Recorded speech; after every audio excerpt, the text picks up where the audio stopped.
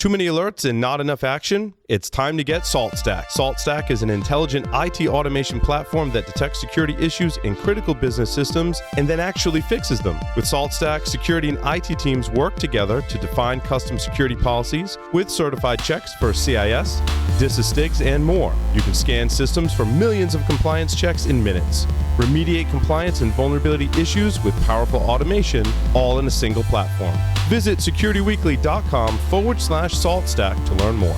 Make sure your team is prepared to fight off the latest cybersecurity threat. IT Pro TV is the resource to keep you and your IT team skills up to date. You can stream IT Pro TV courses live and on demand, so there's no need to send staff to offsite training. Team subscriptions include Pro Portal, so managers have full control over your team's training schedule. Go to itpro.tv/ASW and use the code ASW30 to try it free for 7 days and receive 30% off your monthly membership. Sysdig is the first cloud-native visibility and security platform that eliminates the need for standalone tools like container security and monitoring. Using Sysdig's unique data approach, enterprises can solve a variety of visibility and security issues at massive enterprise scale for multi- and hybrid cloud environments. Sysdig will enable your organization to scan and block vulnerable images and enforce best practices pre-production, block threats, enforce compliance, and monitor application performance, proactively alert on incidents, reduce MTTR with forensics, and capture detailed audit records, all from a single unified platform. Accelerate your transition to containers and then have confidence in your ongoing operations using Sysdig. To learn more, visit securityweekly.com/Sysdig. Welcome back to Application Security Weekly. I'm your host, Mike Shima, joined by Matt Alderman and John Kinsella. We need your help in a survey we are running for research purposes for an upcoming webcast. Please visit securityweekly.com/5 stages of automation maturity to submit your response to our 5 stages of automation maturity survey. We will share the results in a webcast in November. Can I script my response to that? If you'd like to, cheater. As long as you do it with an Excel macro. This year's Compass Cybersecurity Symposium is being held at Twin River Casino in Lincoln, Rhode Island on September 25th, just 15 minutes outside of Providence. The venue has plenty of free and easy parking. Speakers include social engineering expert Chris Hadnagy and Security Weekly podcast founder Paul Asadorian. Use the discount code SW2019 to save $20 on registration. Well, John, it's great to hear that you're getting back into scripting because there's a lot of code bugs that have come up in the last week. And one of the first ones I want to dive into is a new Simjacker attack. Last week, we'd actually talked about Sim and Jack as of Twitter and Sim swaps. But this Simjacker attack is actually quite different. It's basically targeting a what's called the SAT browser, the Sim Alliance Toolbox browser that is actually on a SIM chip. So the SIMs themselves have capability to execute code, and part of the code that they can execute is to receive in SMS messages and basically execute a small set of functions based on those. Some of them, those such functions could be return a location, like your geolocation, could launch a browser, could also send messages from the device.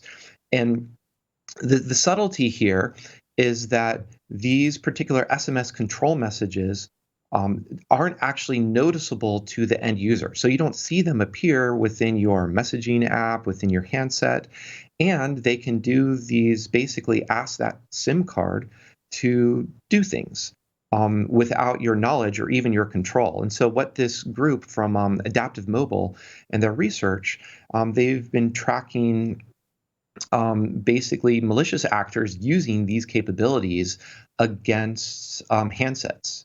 And these handsets they basically just have to support this SAT browser on the SIM chip. It's mostly independent of the phone model itself. So Android, iOS, a Pixel or a Huawei or what have you, they primarily would be vulnerable if the SIM card supports this. So it's pretty interesting, I thought.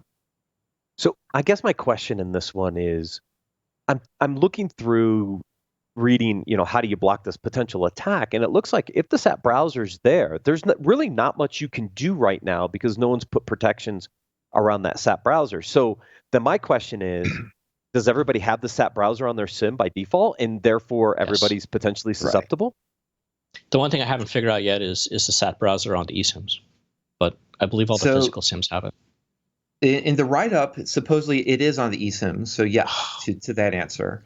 One of the things, I do have some additional questions. I'd love to see, I think it's October 3rd or early October that they're presenting at Virus Bulletin Conference. I will get more details.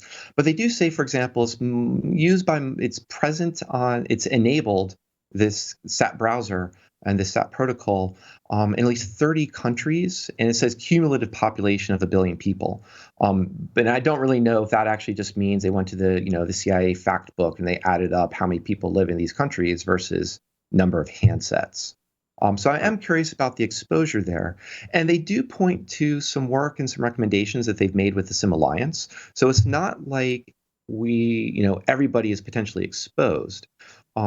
There is a minimum security level as part of it's a term of art within the SIM protocol or the SAP protocol that you can say basically enable this particular MSL version 6 at least, and that should mitigate a lot of these attacks, as well as there's another level that can mitigate that has anti-replay controls in it. So it's a little bit, I think, more of that aspect of here is a SAP browser, a protocol that really honestly hasn't been touched since 2009. So it hasn't been updated for 10 years. It's not well known, obviously, except those within the mobile industry who are throwing around and understand the terms SS7, SAP browser, and so on.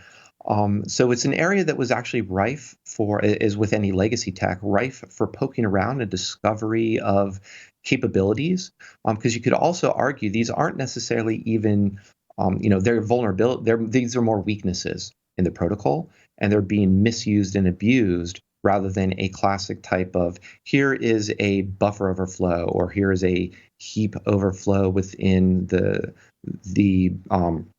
what am I trying to say? Within the software that just needs a patch update. This is actually a functionality that honestly just needs to go away. It needs to be we've moved on to better and stronger protocols.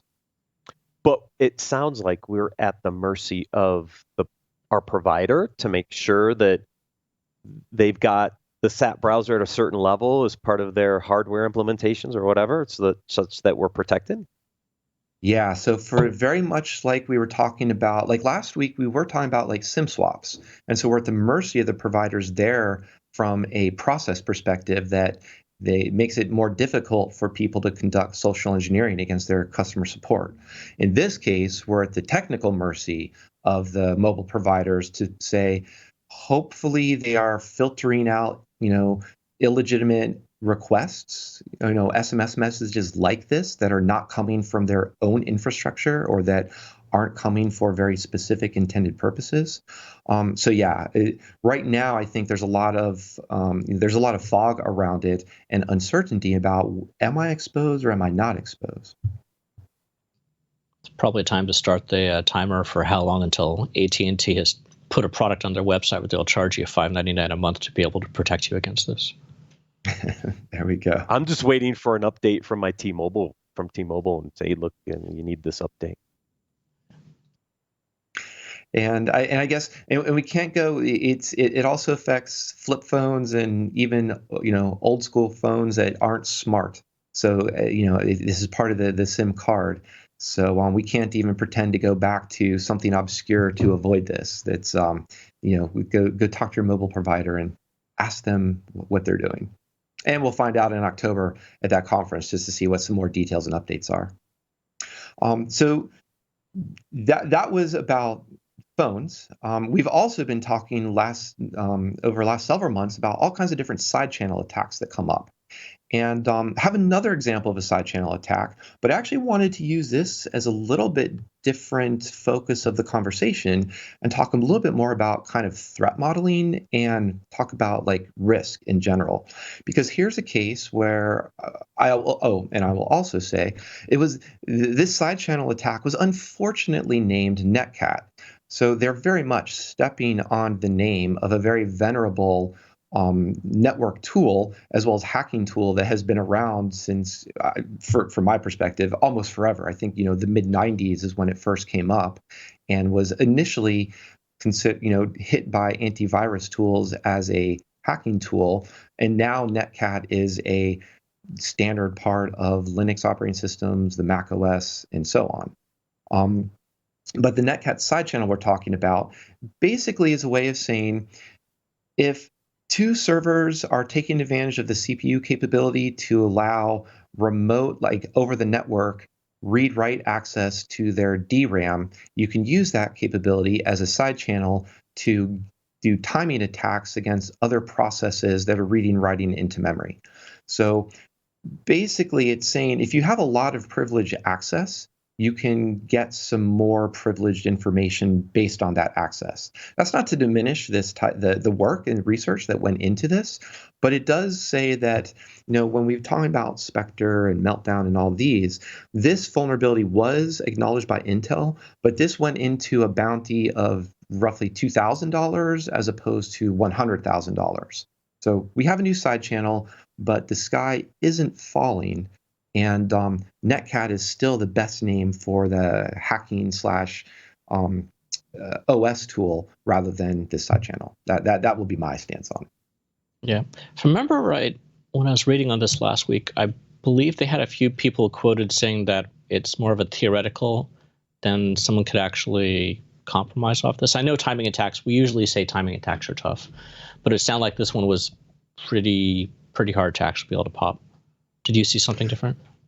No, I didn't see anything different. And even too, there was a little bit of hand waving around. The particular scenario they were describing was getting SSH keystrokes. But Yeah.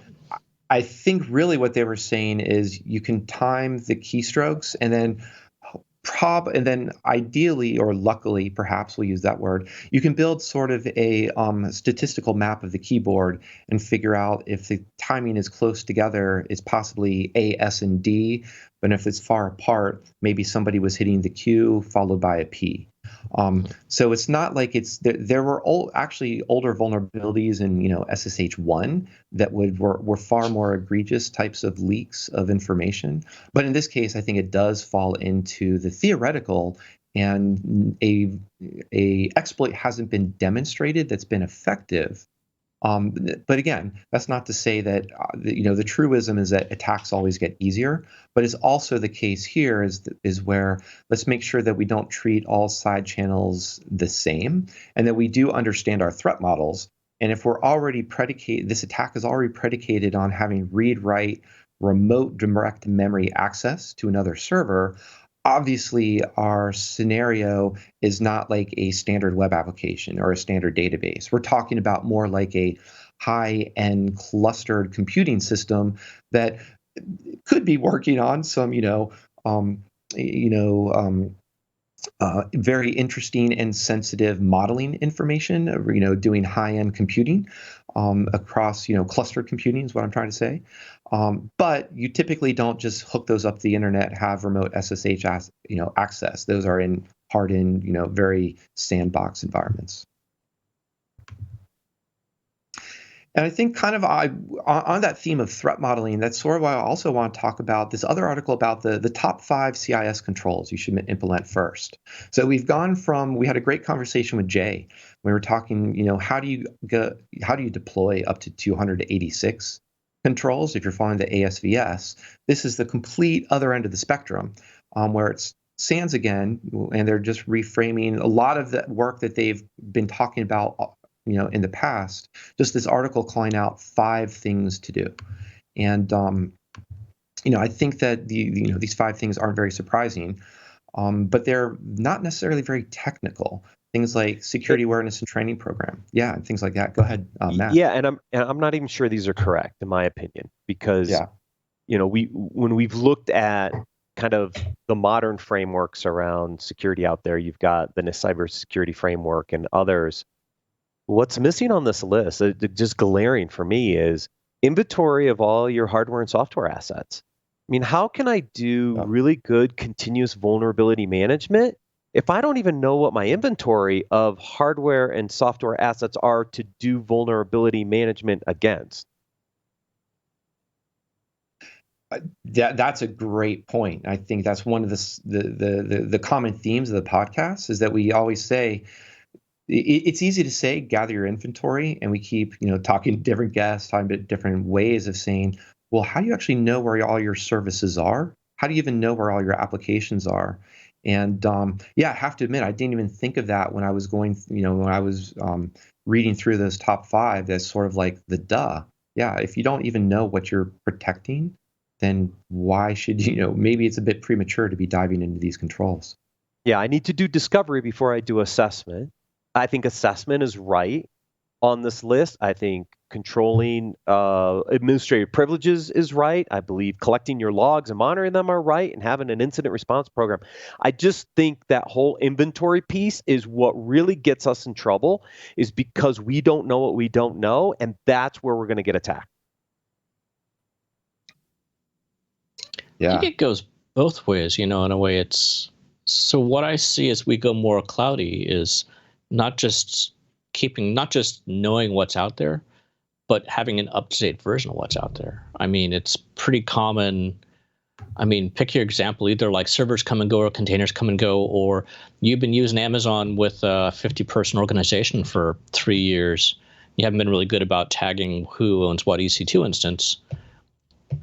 Even if I find a vulnerability, where do I report that back to? So it's inventory to start with, but I think it's bigger than that, right? It's the curation of that information which we have, but it's definitely something which needs to be front and center. Yep, that's what I saw missing. Glaring hole in that top 5 list for me. Well, then curious about. So here is another article about PSD2, which is short for the Payment Services Directive. So I think this one is trying to actually close a glaring hole that has been existing in the past with online payments. And this is a EU generated effort. This basically, I want to call this out, it's basically a way of saying with online payments, there's 2 things that the banks or that the card acquirers wanted to push for. Basically, let's actually have real 2-factor authentication, and let's allow, with consent of the account holder, have banks allow access to third parties into the account information. So one of the reasons I want to highlight this, it sounds kind of niche, but it's important for a couple reasons. One, it's a great thing to be able to see that there's movement into further securing online payments and going beyond just what's called a card not present transaction, where you're typing in a credit card number that could have come out of your wallet or could have come out of a compromised bag of a virtual bag of compromised cards from some dark website. But the other thing is that it also it has a really interesting kind of threat modeling and risk association within it. So for example, it says that, yes, 2-factor auth is great and we should have it everywhere, but it's saying there are certain exemptions, and these exemptions look like they've taken kind of a risk perspective into thought. So they're saying there can be exemption if the transaction is under 30 euros. And so I just thought that was kind of a good exercise in saying, rather than deploying a control and saying we want this control here and everywhere immediately, and then seeing it fail to be adopted, there's good ways to be able to approach it. And maybe there's a way to think as you're approaching the ASVS. What is the risk associated with the application or with the workflow that we're trying to address? And is this control commensurate? And the effort to implement this control commensurate with the risk we're trying to avoid, or with what could go wrong, or with the fraud that can happen, or with the exploit scenario that could happen. So I kind of wanted to focus at sort of that as kind of a thought exercise, or a way to talk through those types of discussions with DevOps teams and security teams about approaching deploying controls like this. Well, two comments on this one for me. One is the EU has been ahead of the game on most of this for a while, right? With chip and pin, we finally adopted a version of chip and pin here, but it's really chip and SIG. It's not true chip and pin. Here they are looking at card not present fraud and saying, look, I need more than any data that's available on the card. I need a second factor. And so I think this is really interesting for online payments. I mean, MasterCard has done part of their verification program where they required you to log in. It was a royal pain in the butt. I haven't seen that in a while actually work. So this may be the replacement for that, to come up with that second factor, which means everybody's going to start to integrate their credit cards with Google authenticators or something, so you have a separate token for your online payments. But maybe this isn't a bad thing. And then what we'll see over time is pressure for the US to do something similar, because just like with chip and pin, we're going to see, I think, those trends push us here in the US to do something about this issue as well. Yeah, the MasterCard.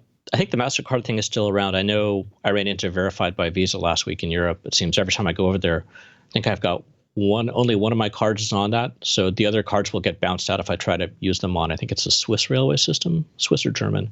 And yeah, so that hit me again last week. But it's interesting how that doesn't get adopted over here in the States as embraced as heavily, shall I say. Hopefully that'll change. Yeah, and that's what you were describing, Matt and John. That's that 3D Secure version 1. What this is also describing is version 2 of that, to basically say it was not only a pain, but once you start to make that a pain, people abandon their shopping carts and they don't spend money. And so merchants absolutely want people to show up and spend money. What will be interesting is also to see, does that fraud shift? Does more fraud shift from the EU into the US, because the US infrastructure with payment terminals is far behind and doesn't support chip and pin all that great everywhere, or online the fraud just becomes more prevalent because US based merchants aren't pushing for this as much. So it'd be interesting to see how the data goes. Have you seen any numbers about that you can talk about, Mike, over the last year or two, about where it's? Yeah, unfortunately, no, I don't. I was looking for something, some good references to show here is the type of fraud, and how it's being basically, like, is it card not present? Because there's also things like MageCart, basically kind of a JavaScript skimming. So we've gone from the physical world of skimming and putting hardware onto like gas pumps to steal the swipe data, the stripe data from cards, to JavaScript doing essentially the same thing. And if I remember correctly, I believe it was British Airways most recently was hit by this and stealing card numbers. But I have those as anecdotes, but I don't have. I'll have to do some follow up and see what I can find out around what the MasterCard, Visa, what they have said about fraud as it relates to like EU, Asia, and the US.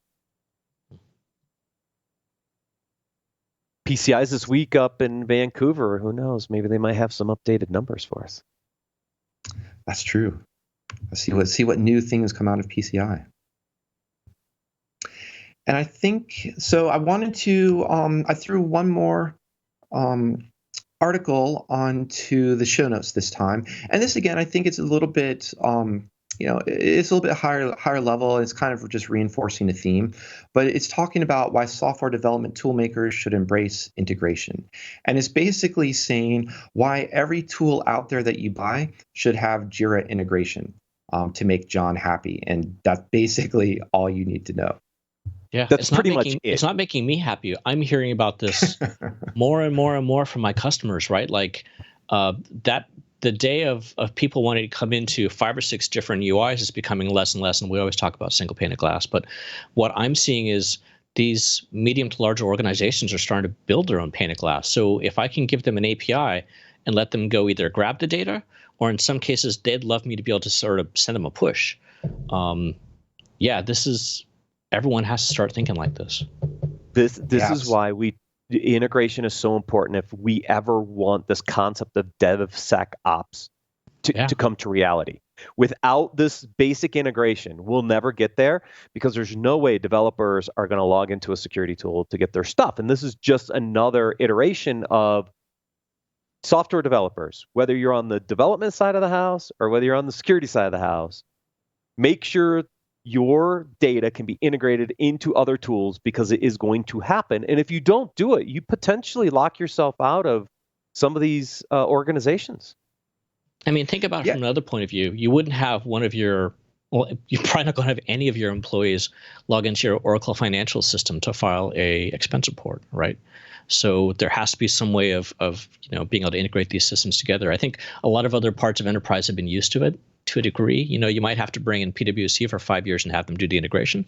But in a more modern environment, we need to make this as easy as possible for people to plug and play. Yeah, I think it's the idea that if DevOps is all about process, once you take somebody have to detour out of that well-refined process that they've built, you've just suddenly thrown that friction into it. And think of it too. This is the abandoning the shopping cart of DevOps. Once they say, well, I was going to go check the patch levels, but now I have to go open this other application, or I was going to run this security test, but I have to go here, or I have no idea what the status or how to track. I have an alert, but I have no idea how to track who it's assigned to or what the status is, or even just talk about it. All these basic workflows that's what Jira and Jira-like things excel at. So why not just leverage what they do well and just go and focus on that security, data gathering, whatever your tool does, make sure it integrates. I guess that's what I'm trying to say. That's how we get there. We don't get there otherwise, guys. I'm just telling you. Because as soon as you slow down the process or add friction to it, dev teams are done. Exactly.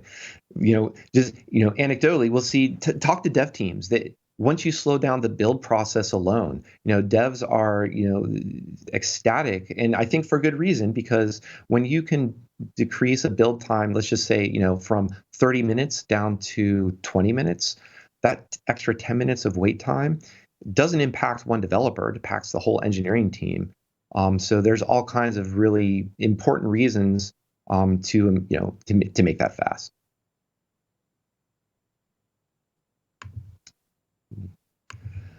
But those are the highlights I had for the last week. So, John, I don't know if there's anything else that you, as you've been off doing other things and leaving us behind to catch up with the world of AppSec and DevSecOps, if there's any final things you want to share with us or highlight as you've been doing. I'm playing with some stuff around on the Windows side, and I didn't get into show notes today. I'll have it probably for the next week. And but basically, either tools out there which are the AI tools which are integrating into Visual Studio Code is what I use, or how do you get some of these integrations we're just talking about from the analytics back into the shift left on the developer side? How can I tell a developer sooner about there's an issue? So I'm playing with some stuff like that, and hopefully have some stuff to talk about next week. Awesome. I think that's going to be a great teaser. Yeah, absolutely. So we're going to leave you with that cliffhanger, and thank everyone for listening to us today. And hopefully now you'll come back and listen to us next week. I want to thank Matt and John again, and I want to thank Jay for a great interview in the first segment. And so we're going to see everyone next week on Application Security Weekly.